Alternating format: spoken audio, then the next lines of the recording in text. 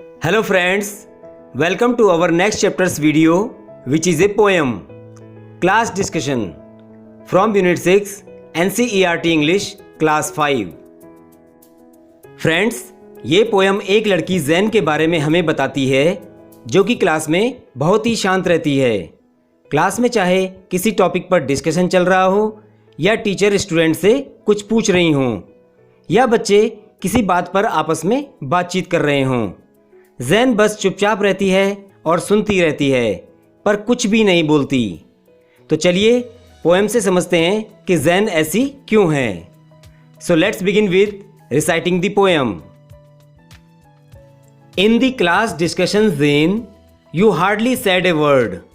We all aired our opinions, but from you we barely heard. You sat and stared in silence, surrounded by the chatter. Now tell me, Zain, and please be plain. Is there anything the matter? Zain looked up, and then she spoke. Her voice was clear and low. There are many people in this world who are rather quiet, you know. This poem is written by Gervase Finn. So friends, we have recited the poem. Now write down the word meaning of this chapter in your notebook to understand the meaning of the poem easily. तो चलिए अब poem का meaning समझते हैं। In the class discussion, Zain, you hardly said a word. We all aired our opinions, but from you we barely heard. Teacher बोलती हैं, Zen, तुम class discussion में बड़ी मुश्किल से एक वर्ड बोल पाती हो। हम सब अपनी बातें एक दूसरे से बोल पाते हैं, अपने विचार एक दूसरे के सामने रख पाते हैं, लेकिन तुमसे तो बड़ी मुश्किल से ही कुछ सुन पाते हैं। मीन्स तुम तो कुछ बोलती ही नहीं। You sat and stared in silence, surrounded by the chatter.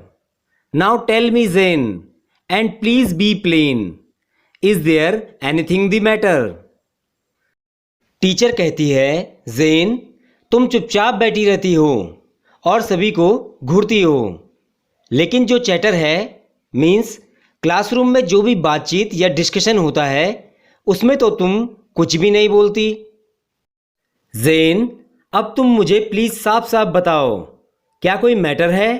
अर्थात क्या तुम्हें किसी तरह की समस्या है, कोई प्रॉब्लम है? तो प्लीज़ जो भी बात है मुझे बताओ, ऐसा टीचर ज़ेन से पूछती हैं। फ्रेंड्स, आप क्लासरूम इमेज में भी देख सकते हैं कि ज़ेन किस तरह पीछे चुपचाप बैठी हुई है और टीचर उससे कुछ पूछ रही है। Zen looked up and then she spoke. Her voice was clear and low. There are many people in this world who are rather quiet, you know. Zen ने अपना सिर ऊपर किया और टीचर की तरफ देखकर बोली। उसकी आवाज़ स्पष्ट थी और धीमी थी। ज़ेन ने अपनी टीचर से कहा, मैम, आप जानते हैं इस दुनिया में बहुत से ऐसे लोग होते हैं जो कुछ हद तक चुप रहना ही पसंद करते हैं। सो फ्रेंड्स, आप समझ सकते हैं कि ज़ेन ने ऐसा क्यों कहा होगा। Because she was quite by nature. उसे चुप रहना ही पसंद था। और दोस्तों, हमारी क्लास में भी तो ऐसा ही होता है। कई बच्चे ऐसे होते हैं जो बस चुप रहना ही पसंद करते हैं। वो किसी भी क्लास डिस्कशन में पार्टिसिपेट ही नहीं करते, चाहे टीचर उनसे कई बार कुछ पूछ लें, लेकिन वे बस चुप रहते हैं। तो बच्चों, ये बहुत ही गलत बात है। I think we must participate in the classroom discussion. हमें अपनी कक्षा में होने वाली प्रत्येक गतिविधि और चर्चा परिचर्चा में भाग लेना चाहिए। ये सब हमारी एबिलिटी को बढ़ाने के लिए भी ज़रूरी है। तो दोस्तों, यहाँ पर हमारी पोएम और पोएम का हिंदी एक्सप्लेनेशन कंप्लीट हो गया है। Now let's move to the question answer. From let's read question 1, what activity was going on in the class? Class में क्या एक्टिविटी चल रही थी? सो फ्रेंड्स, पोएम में हमने पढ़ा था कि क्लास में डिस्कशन चल रहा था और हमारी पोएम के नेम क्लास डिस्कशन से भी क्लियर है.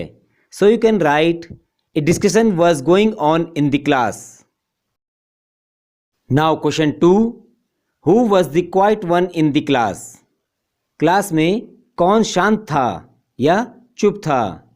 So you know Zen was the quiet one in the class. वो ज़ेन ही थी जो क्लास में चुप थी. Next question 3.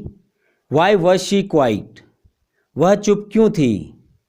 So here we have 4 options and we have to choose correct one. Number 1, she was afraid to air her opinions.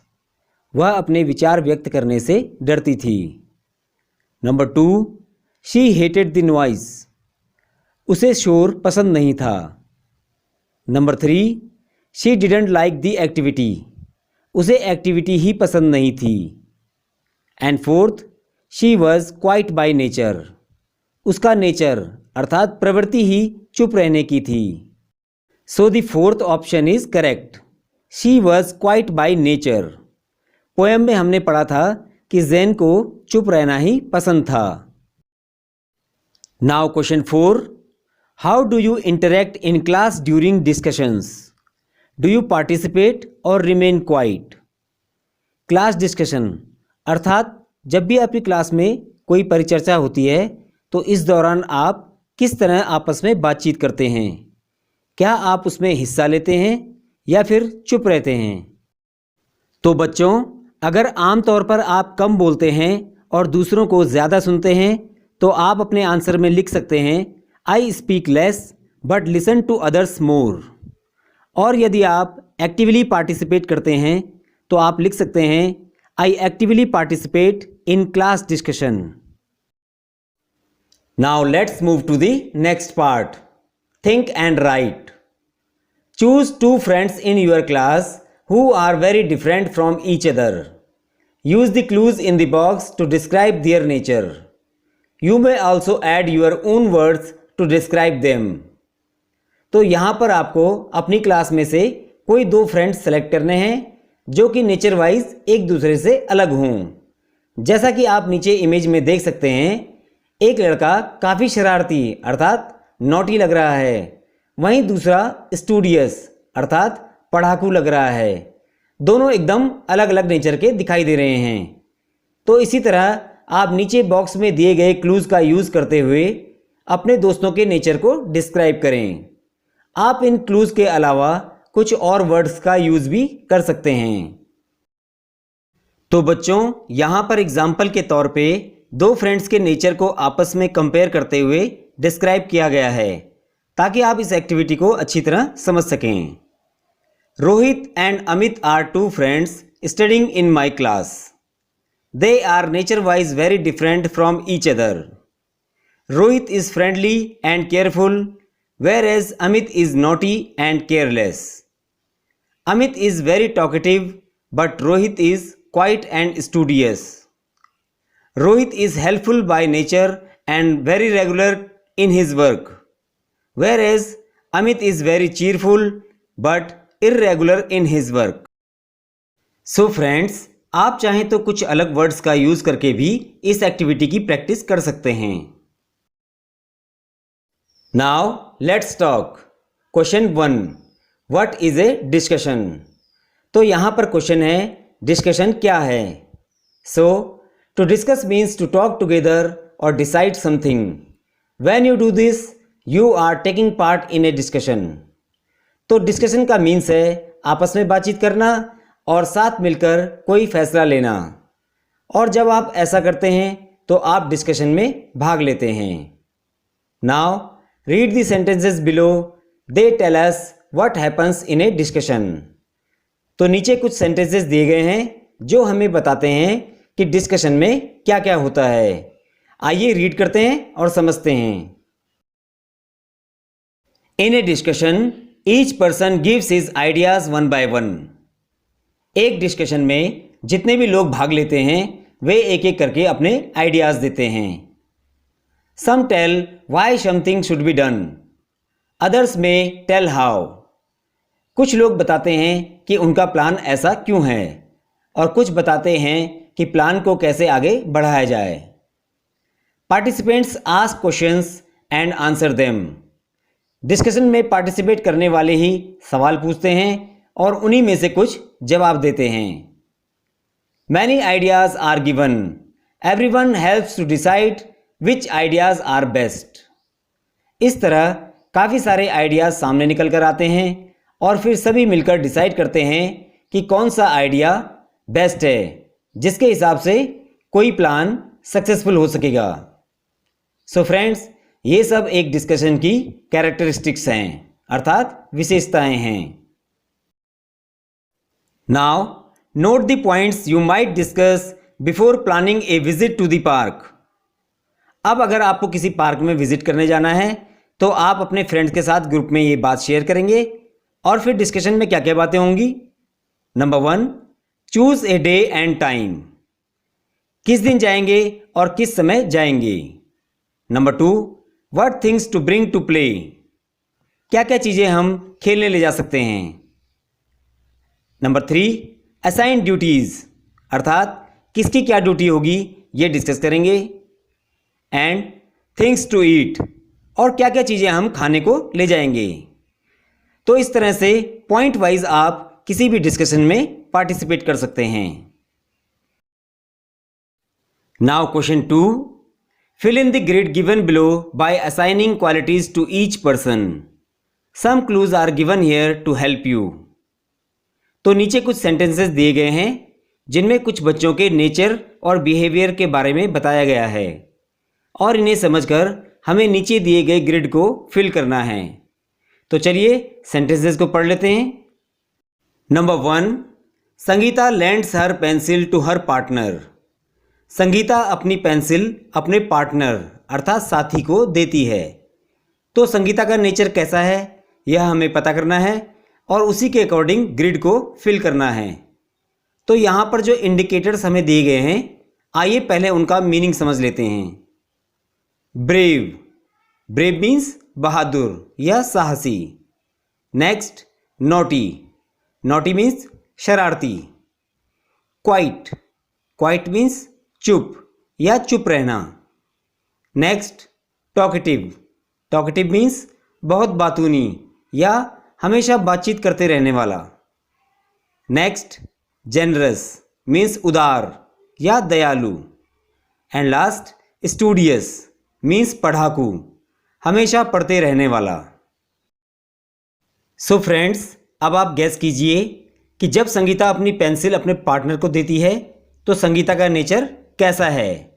Sangeeta बहादुर है, शरारती है, चुप रहती है, बहुत बोलती है, या फिर वह दयालु है या फिर पढ़ाकू है। तो आप समझ गए होंगे कि वह दयालु है, means she is generous.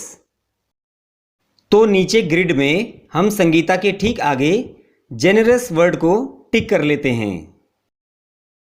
Now number 2, Nirav is also called a chatterbox. Nirav एक चैटरबॉक्स है, अर्थात वह बहुत ही बातूनी है। तो उसके नेचर के लिए करेक्ट वर्ड है टॉकेटिव।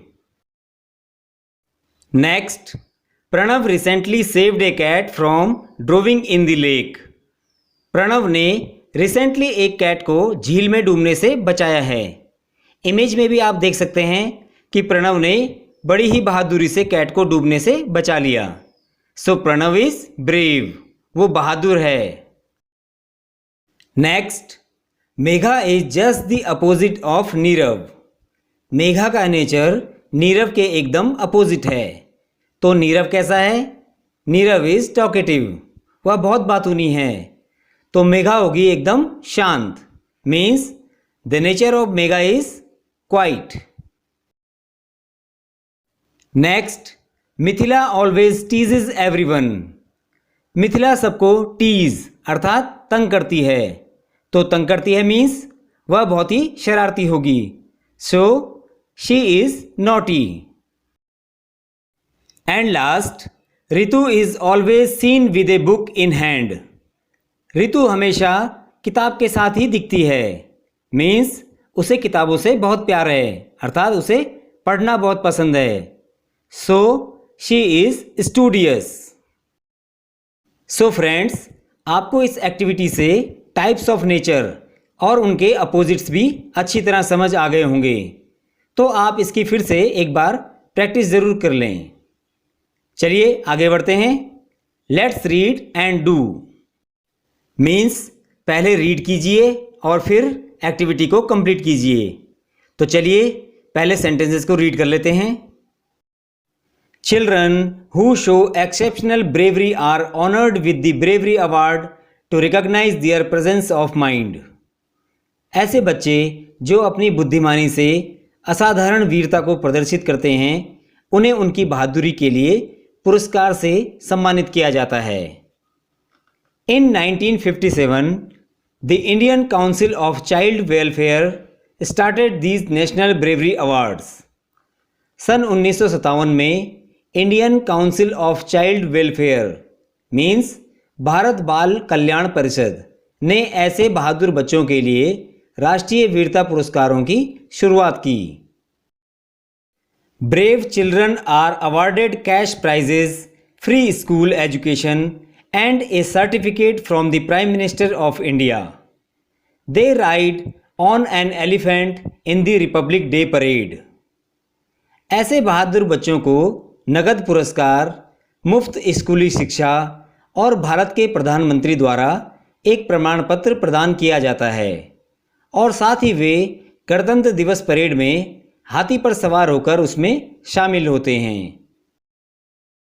सो फ्रेंड्स, अब कुछ बहादुर बच्चों के द्वारा किए गए साहसिक कार्यों को जानते हैं।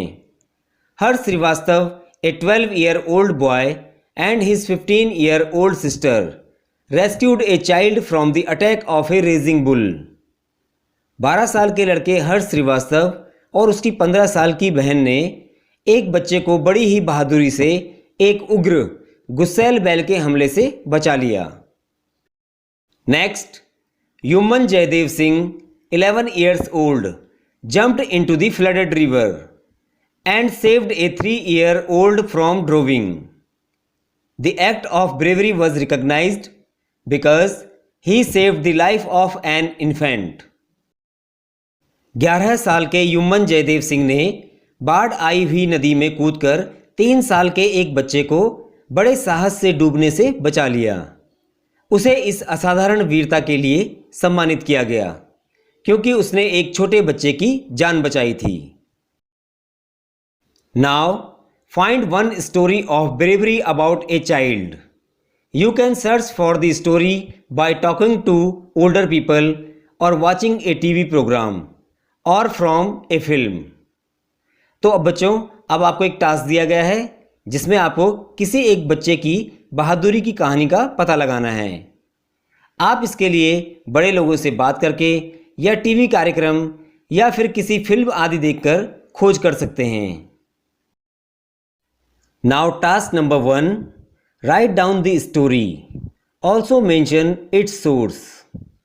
तो अब आप उस बहादुर बच्चे की कहानी को लिखिए और उसके सोर्स अर्थात आपको ये कहानी कैसे पता चली इसका भी उल्लेख करें।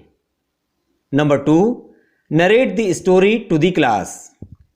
इस प्रकार सभी बच्चे अपनी अपनी कहानी कक्षा में सुनाएंगे।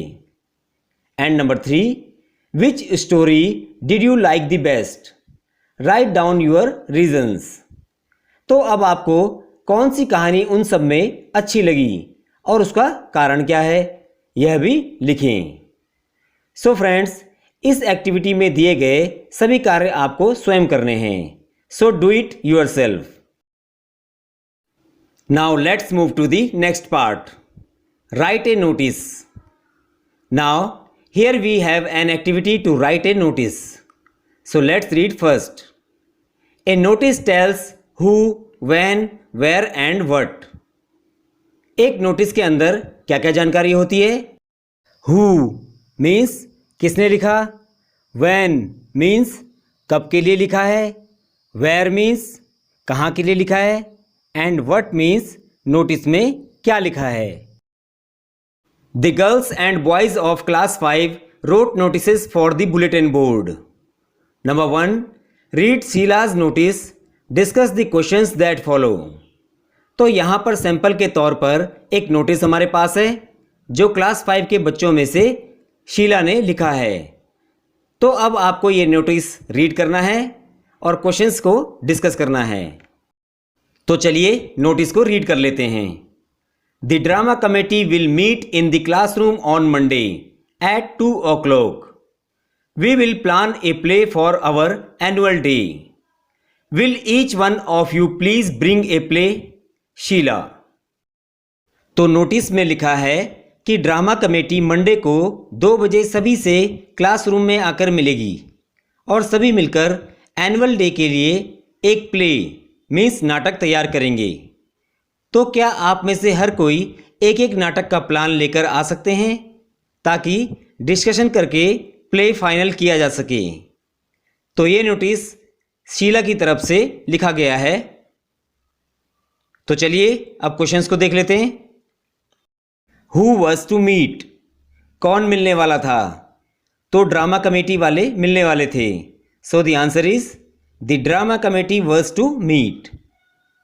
Question 2, when were they to meet, वो कब मिलने वाले थे? They were to meet on Monday at 2 o'clock. Next, where were they to meet, वो कहाँ मिलने वाले थे? So the answer is they were to meet in the classroom. And last, what were they to do, वे वहाँ क्या करने वाले थे? So the answer is they were to plan a play for their annual day. तो वो सब वहाँ एनुअल डे के लिए एक प्ले प्लान करने वाले थे। Let's move to the next question. Question 2, write a notice about a library committee और ए फुटबॉल मैच। तो यहाँ पर आपको भी एक नोटिस लिखना है। यह एक लाइब्रेरी कमेटी या फिर फुटबॉल कमेटी के लिए हो सकता है। So here is a notice about football committee. The football committee will meet in the main hall on Tuesday at 11 o'clock. An inter-school football match will be played between our RP Public School and DAV Public School Kordwara at Kordwara Stadium. The match will be held on 23 September 2021 at 2 p.m. All the students are requested to visit the stadium and encourage the players of their school team. So friends, ये football committee के बारे में एक sample notice है। आप चाहें तो किसी दूसरे टॉपिक पर या फिर लाइब्रेरी के लिए भी इसी प्रकार से नोटिस बनाकर प्रैक्टिस कर सकते हैं। So dear friends and children, यहाँ पर हमारा चैप्टर कंप्लीट हो गया है। तो वीडियो आपको कैसा लगा या फिर कोई सवाल आपको पूछना हो तो कमेंट सेक्शन में जाकर हमें बता सकते हैं और वीडियो को ज़्यादा से ज़्यादा शेयर करें। जल्दी मिलेंगे अगले चैप्टर के वीडियो के साथ। Till then, good bye.